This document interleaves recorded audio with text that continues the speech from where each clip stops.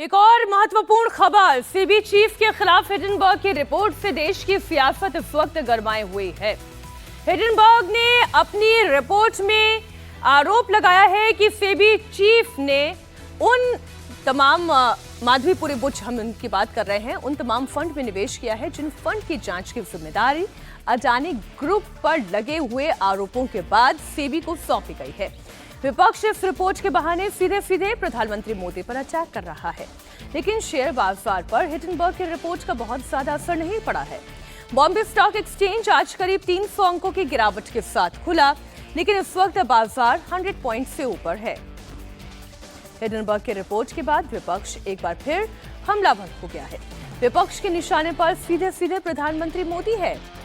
कांग्रेस से लेकर टीएमसी सांसदों ने सीबी चीफ माधवी बुच का इस्तीफा मांगा है, लेकिन राहुल गांधी ने सीधे प्रधानमंत्री मोदी पर सवाल उठाया।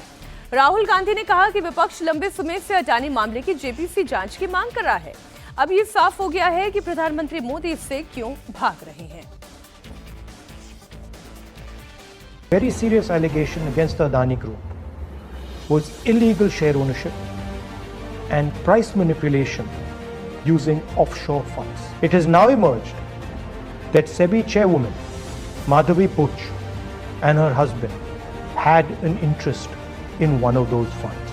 This is an explosive allegation because it alleges that the umpire herself is compromised. The savings of millions of Indians, hard-earned, honestly earned savings, are at risk.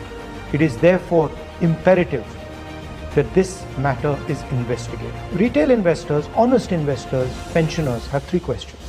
The first, why has Chairperson Madhavi Buch not resigned?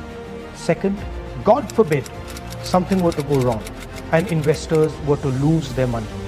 Who is responsible? Is the Prime Minister of India responsible? Is Madhavi Buch responsible? Or is Mr. Adani responsible? And finally, the Supreme Court has been looking at this matter. New allegations have emerged. Very serious, explosive allegations have emerged. Is the Supreme Court going to look at this matter suo motu again? Slowly becoming crystal clear why Prime Minister Modi is against a joint parliamentary committee looking into this matter. Rahul Gandhi ने प्रधानमंत्री मोदी पर सवाल उठाने के साथ ही CB chief का इस्तीफा भी मांगा, तो समाजवादी पार्टी के प्रमुख अखिलेश यादव ने सीबी की जांच कराने की मांग कर डाली।